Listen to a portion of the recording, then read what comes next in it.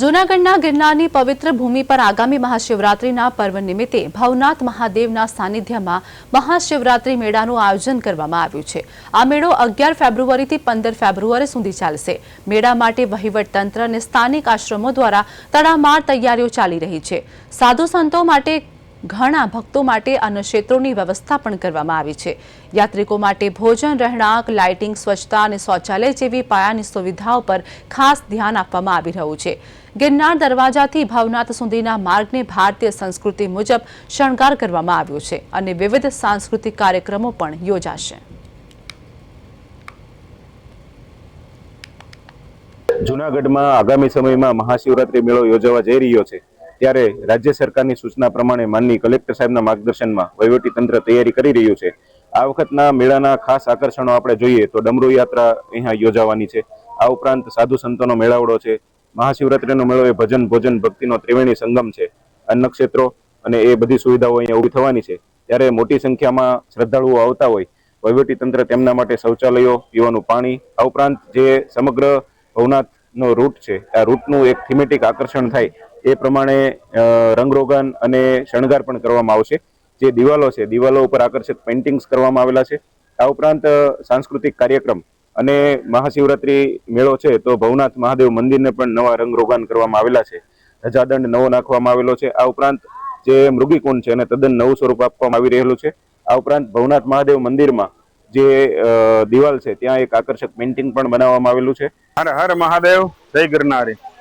શિવરાત્રી પર્વ મેળો 2026 આ વખતે ન ભૂતો ન ભવિષ્યથી અદ્ભુત જવા થઈ રહ્યો છે, ત્યારે આ વખતેનો આખો મેળો ગુજરાત સરકાર દ્વારા આયોજિત થઈ રહી છે। આ વખતેનો મેળો કુદરતી આપદાને લીધે ગિરનારની પરિક્રમાનું આયોજન પણ નહોતું થઈ શક્યું, તો લોકોને પોતાના ભાવ, ભક્તિ, ભજન અને ભોજનનો મેળો જ્યારે શિવરાત્રી મેળો આયોજિત થઈ રહ્યો છે, ત્યારે સૌ લોકો આ મેળામાં આવવા ઉત્સુક છે અને સૌ લોકો આ મેળાને થંગનવા માટે રાહ જોઈ રહ્યા છે। ત્યારે 11 તારીખે સવારે 9 વાગે જ્યારે ભવનાથ મંદિરમાં ધ્વજારોહણ બાદ મેળો શરૂ કરવામાં આવશે અને 11 તારીખે સાંજે આ મેળામાં ડમરૂ યાત્રાનું પહેલી વાર એક સુંદર મજાનું આયોજન કરવામાં આવ્યું છે। ડમરૂ યાત્રામાં ડેપ્યુટી સીએમ શ્રી હર્ષભાઈ સંઘવી, ત્રણેય અખાડાના સાધુ સંતો મહંતો, ભવનાથમાં આવતા તમામ ભક્ત ભાવિકજનો, સાથે સાથે આ મેળાને વિશેષ આકર્ષણનું કેન્દ્ર બનાવવા માટે આ ડમરૂ યાત્રાનું આયોજન જ્યારે જૂના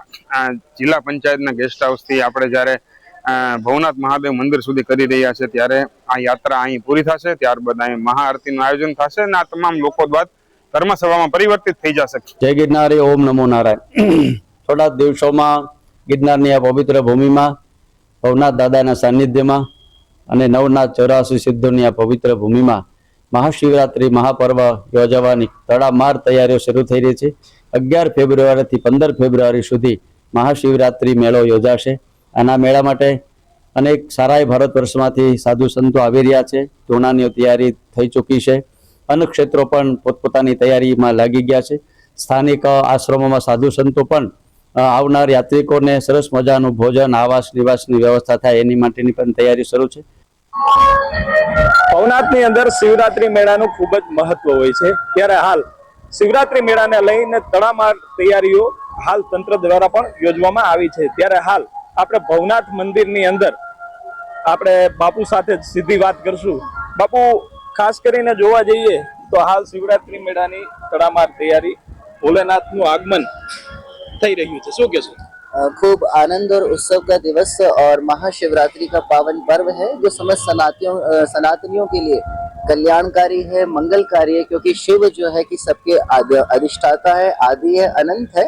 हम सब लोग शिव के उपासक हैं, चाहे जड़ हो, चेतन हो, चराचर जगत शिव का उपासक है। शिव का जो सबसे पूरे वर्ष में त्योहार हो सकता है या शिव का पाणी ग्रहण आदि के उत्सव जिसमें मनाए जाते हैं, वो महाशिवरात्रि का महापर्व आने वाला है, जो 15 फरवरी को स्टार्ट होने वाला है। और हमारे यहाँ भवनाथ महादेव में 5 दिवस का महा मेला लगेगा। 11 तारीख को धर्मध्वजा चढ़ेगी और 5 दिवस का महा उत्सव रहेगा। हमारे यहाँ भवनाथ में विशेष इसलिए भी है क्योंकि नागा सन्यासियों का रेवाड़ी आदि का पर्यटन है, उनकी परिक्रमा होगी। सन्यासियों के देवता निकलेंगे, जून अखाड़े के भगवान दत्तात्रेय निकलेंगे, अग्नि अखाड़े की माँ गायत्री निकलेंगी और आवान अखाड़े के श्री गणेश जी निकलेंगे। तमाम नागा सन्यासी यहाँ परिक्रमा करेंगे भवनाथ की और मृगी कुंड में स्नान करेंगे। और हमारे यहाँ तो वायका है कि शिव का आशीर्वाद है कि उन नागाओं के मध्य में उपस्थित होकर शंकर स्वयं नागा रूप में आते हैं और मृगी कुंड में स्नान करते हैं। यहाँ की ऐसी दर्शन की महिमा है। तो महापर्व शिवरात्रि का है जो सबके लिए कल्याणकारी है, मंगलकारी है और सबकी मनोकामनाओं को पूर्ण करने वाला ऐसा भव्य उत्सव स्वयंभू भवनाथ महादेव के गिरनार तलेटी जो स्वयंभू भवनाथ महादेव है उसके सानिध्य में आप सब इस उत्सव को मनाएंगे। ये विशेष त्योहार है। गवर्नमेंट अच्छा काम कर रही है, साधु संत अच्छा काम कर रहे हैं और सभी के संयोग से ये विशेष धूने आदि लगेंगे। प्रयाग और नासिक उज्जैन की जैसे ये कुंभ दर्शन होगा, इसको गवर्नमेंट ने मिनी कुंभ भी घोषित किया है। तो देखिए कि कैसे दर्शन होते हैं। हम सब लोग इसके लिए आह्लादित हैं, प्रसन्न हैं और इसको देखना चाहेंगे। आप सब भी देखें। ભજન ભક્તિ અને ત્રિવેણી સંગત શું કહેશો? सर्वप्रथम मैं कहना चाहूंगा कि अनुष्ठान आदि के लिए, पूजा पाठ के लिए और शिव की भक्ति के लिए, उपासना के लिए, जप के लिए, सत्संग के लिए, कीर्तन के लिए ये सबसे सुंदर पल है। उपवास करना चाहिए, शिव का निरंतर चिंतन करना चाहिए, शिव का अभिषेक करना चाहिए, पंचामृत आदि से महादेव का अर्चन वंदन करना चाहिए और ओम नमः शिवाय का सतत जाप करना चाहिए। ये भक्तिमय है, ज्ञानमय है, वैराग्यमय है और ध्यानमय भी है। ये अब अद्भुत है। इस शिवरात्रि आ शिवरात्रि જોઈએ તો ખાસ શું છે આપણે?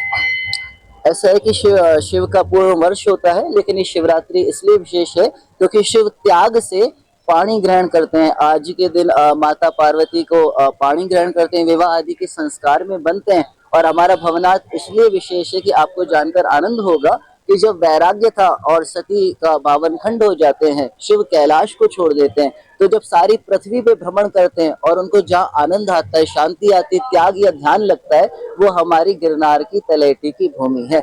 यहाँ आकर शिव ने ध्यान किया था सतत कई वर्षों तक और यहीं पर समस्त देवताओं ने आकर माता पार्वती के लिए शिव को मनाया था और शिव ने यही आशीर्वाद दिया है माँ पार्वती को पानी ग्रहण का। इसलिए हमारे यहाँ भवनाथ अत्यंत विशेष महत्व रखता है।